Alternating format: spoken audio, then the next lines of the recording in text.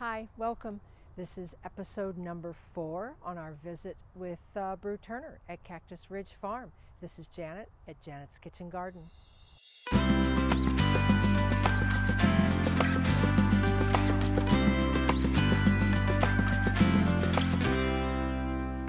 Okay, so we're just going to rest here in the shade.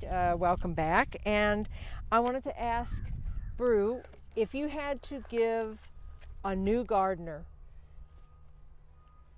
a foundation rule before starting, what would that be? Is start small and ask yourself what it is you're trying to grow and how much of it are you going to eat? And are you going to share it with your neighbors, or is this going to be just for personal use with you and your spouse, or are you trying to feed your whole family? So for the new vegetable garden, I always say, find out, make the list of how many different vegetables you and your family are willing to eat. For instance, my Greg, I was telling him, doesn't like tomatoes, but he'll eat. I grow 20 tomato plants now, he won't eat one of them. Really? But the minute I put it in spaghetti sauce, go.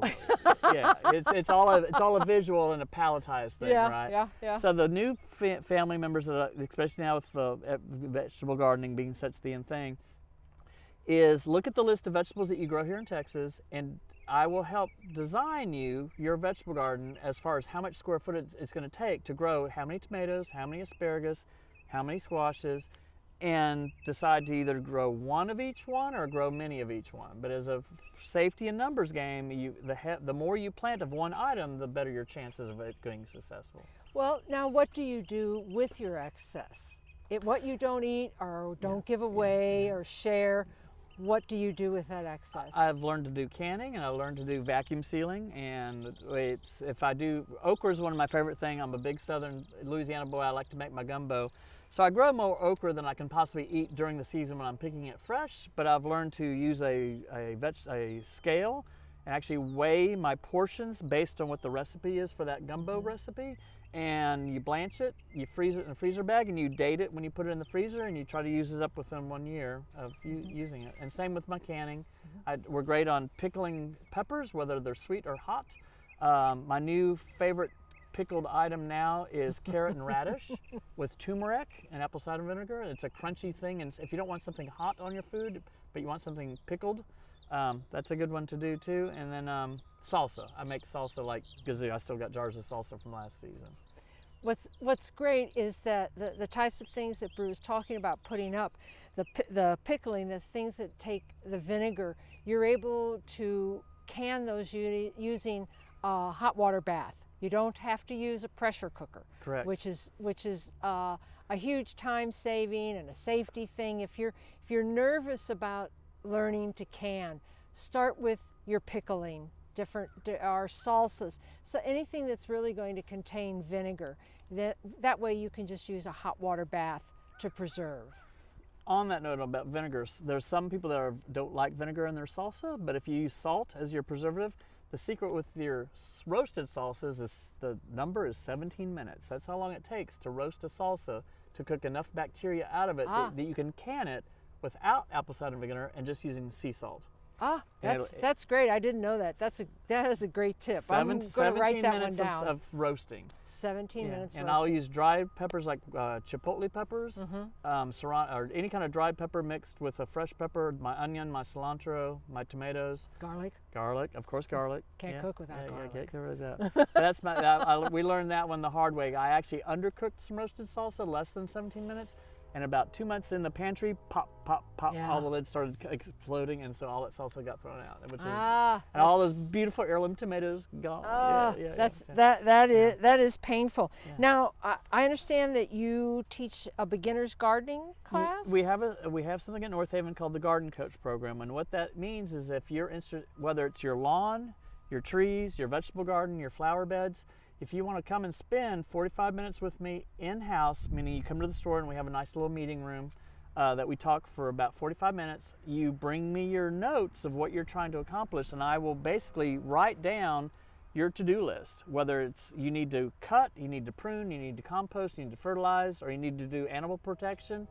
When we're done with the session, I hand you that to-do list, and that's your segue to get you on the right direction. If you want me to come to the house and actually look at the vegetable garden of where the garden is, or where you're about to start a new garden, whether it's the lawn or when do I prune and do bug protection for my trees. You show me, when I'm at the house, I actually get a better view of what your yard is doing and your sun directions. How are you irrigating? Are your sprinkler heads blocked by shrubs? Again, I do a to-do list within 1 hour, and then that session runs about 125. At the end of each of our sessions now, we're rewarding customers with a 20% off certificate. Oh, that's good. nice. That is good for 30 days. And That's the good. minute you redeem that certificate, you can come and buy anything regular priced and get a discount when you're checking out. Oh, that's terrific. Yeah. So about an hour's now, when you have the meet at North Haven Gardens, is it about an hour? It's 45 minutes, and because I set a timer, I actually I've done this long enough that when I realize that the stuff we're doing on paper is not absorbing into your brain, that you need a visual person, and that if I can say elm tree, but you don't know what an elm tree is, that you'd rather see an elm tree, let's go out and look at an elm tree, okay? So what I'll say, okay, before we wrap this 45-minute session out, let's go out to the garden center of what I have in stock today, and we're gonna point at all the shrubs that I think would work in your garden. That way you can use your phone and actually take a picture of every one of those shrubs, and you've now got a digital diary of everything we just talked about. So your favorite vegetable to eat fresh and a recipe.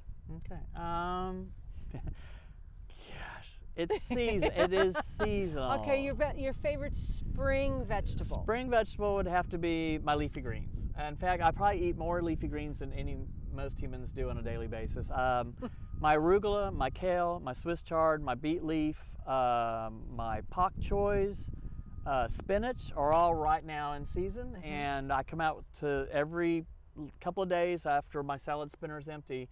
I mix it all up, and I'll go to the vegetable bed. I'll go over here and pick some spinach. I'll pick some beet leaf. I'll then shear my baby kale leaf, my baby arugula. What else is out there? The Chinese kale, and my mixed lettuces. I mix my lettuces up. Sure. And that all goes into the salad spinner. And then every day I eat a fresh salad that's usually topped with tomatoes, dried pumpkin seeds. I'll do English cucumber or regular American cucumber, and purple onion, a little bit of Mexican cheese, and my dressings. I'm a fusion guy. Right now I'm mixing fig balsamic with blue cheese. Oh, that's wonderful. Anyway, That's wonderful. Anyway, and I'm a big reusable guy. I hate throwing stuff in the garbage can, so I have my little container store salad box with my little thing that I put my salad dressing in with my reusable fork. Everything gets washed and clean and brought home. There's nothing that goes in the garbage can. That's good. Yes. That's very good. So leafy greens would have to be my number. In fact, I try to eat leafy greens out of the garden unless it's the middle of the summertime. By the time June hits, it's getting bitter. There's no leafy greens left, and the only thing left might be my beets. So there's a break then where I segue into making herb dishes, and I'll do. So I'd love chopped parsley mixed with chicken and turkey. Oh, and interesting. Turmeric, mayonnaise, garlic, cranberries, and jalapenos.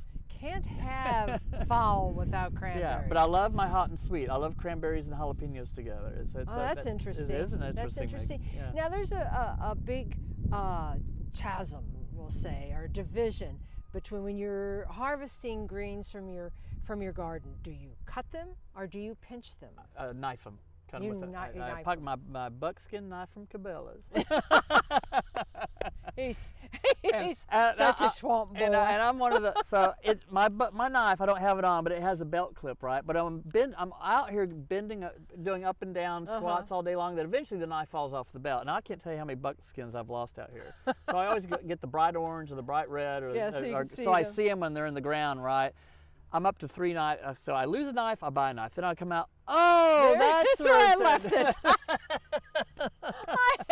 I have 3 pruners, hand pruners that are like that. That's like, that's where I left it. Yes, but usually my buck knife's my favorite tool of the garden to just cut it, whether it's my asparagus spears or knife, my leafy greens or knife. Yep. Thanks so much for watching episode number 4 of our visit with Brieux out at his farm. And if you've enjoyed the video, please hit the subscribe button, give us a thumbs up, that helps us a lot. Check out our links and stay tuned. We have a couple of more episodes of our visit. This is Janet at Janet's Kitchen Garden.